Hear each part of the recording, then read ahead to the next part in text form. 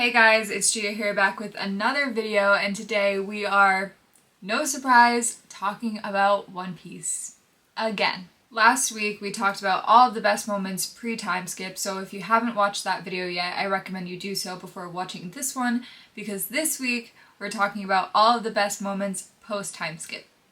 Let's get right into it. Return to Sabaody. Return to Sabaody, while short, is unforgettable for every single One Piece fan because this is our first time seeing the crew after the time skip. Putting the excitement of the new character designs aside, this arc has many great moments. The first one being Luffy versus fake Luffy. This was our first time seeing Luffy show off what he learned from Rayleigh, and it was incredible. Seeing Luffy not only dodge a bullet, but also knock out the imposters with his haki was beyond hype. But I think the standout scene here is Luffy one-shotting a pacifista. It was unimaginable to think a single person could take one out all by themselves, let alone with one single attack. The faces of Sentomaru and the rest of the crowd says it all. Lastly, I had to include Rayleigh and Luffy's goodbye. Luffy's words of gratitude towards Rayleigh finished off with, "I'm going to become the king of pirates, Fishman Island." Fishman Island is not a very well-loved arc. For many reasons. It's too long, the pacing's bad villains, but to say it doesn't have great moments would be a lie. I think one of the coldest moments in the entire series is when Luffy knocked out 50,000 fishmen using his conquerors. Seeing him walk up to Hori without a single word as all of the fishmen fell gave me chills. An honorable moment to mention here is Nami forgiving Jinbei. In reality, Nami had every single reason to hate Jinbei. He was the reason why Arlong was free and able to hold Nami's island captive and torture her for all of those years. But she didn't. She forgave him. This not only shows Nami's undying respect and trust towards Luffy, but it also shows how truly mature Nami is as a character. And lastly, we have the second time Jinbei saved Luffy's life. Seeing Luffy on the brink of death after he defeated Hori and saved Fishman Island was beyond heartbreaking. But what was even worse was the fact that the very people he saved refused to save him in return. While it seemed as though all hope was lost, Jinbei stepped up and did the unspeakable. A fishman gave blood and saved the life of a human, not only saving Luffy's life, but also helping to change the mind of all the fishmen watching. Punk Hazard. Punk Hazard is definitely not one of my favorite arcs, but I think it helped to build up the story and get you excited for what's to come more than any other. Being a Trafalgar Law fangirl, this arc holds a very special place in my heart because this was the first time we got to see what Law was truly capable of. I loved seeing Law's demonstrations of his different abilities throughout this arc. The switching of the straw hats provided much needed pre-time skip-esque comedy that I had really been missing. I had no idea how overpowered Law's Devil Fruit actually was until watching Punk Hazard. From him and Luffy forming their alliance, to his fight with Smoker and his defeat of Vergo, I was captivated by him. After learning about the past that Law and Vergo shared in Dressrosa, his revenge hits that much harder. This last one might be a little bit controversial, but I loved Caesar as an antagonist. Though he was an evil and sinister man, he was still so funny and likable at the same time.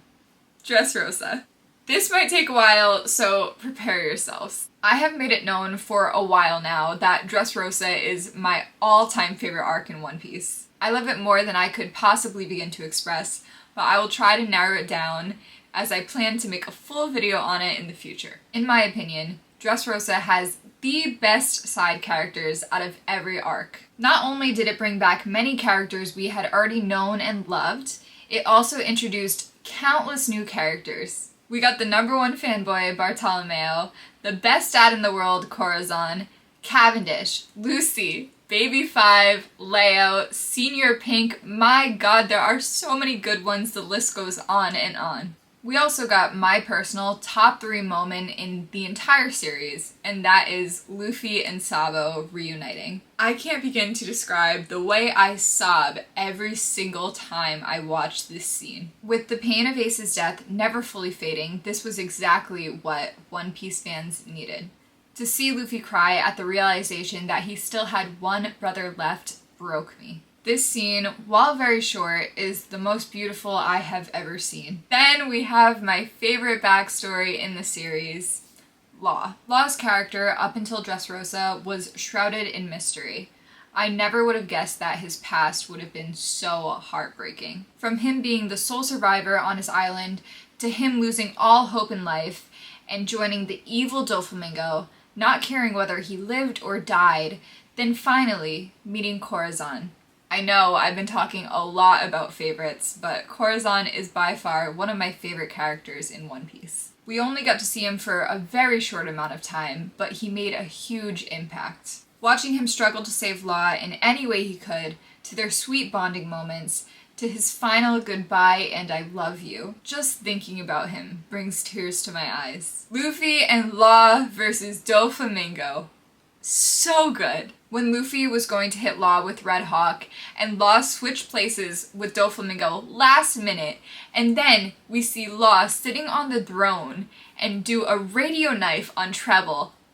I was standing up cheering. My mind was blown. This has to be one of, if not the best combos in all of One Piece. And of course, we have the reveal of Gear 4. I don't have to say much about this besides the fact that it was insane to see Luffy level up yet again and ultimately take down Dofi for good. While I could go on and on and on about Dressrosa for days, I'm just gonna leave it off with one last moment. Fujitora watching Luffy and the Grand Fleet escape.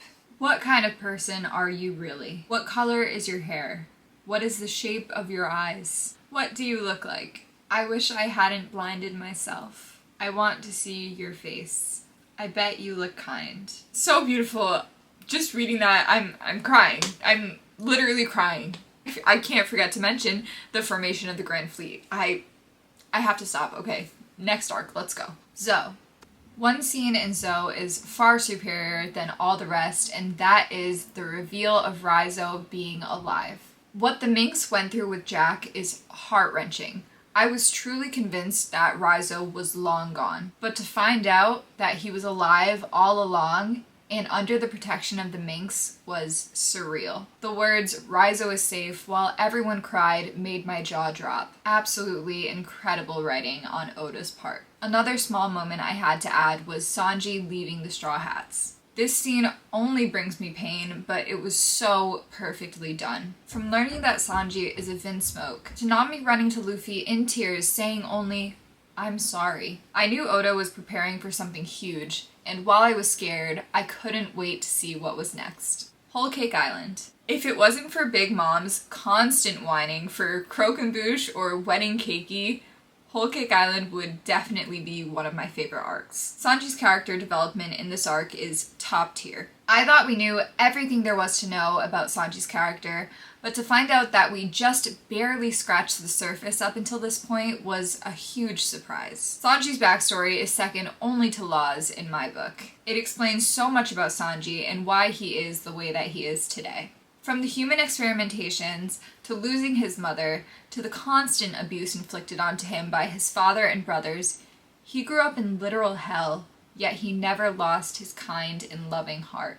I mentioned Luffy vs. Usopp as one of my favorite moments in my last video, so of course I'm going to include the even better Sanji vs. Luffy. While Luffy vs. Usopp is heartbreaking, it was still very early on in the story. Sanji vs. Luffy hit so much harder because you never would have expected it. The only way I can describe this fight is devastating.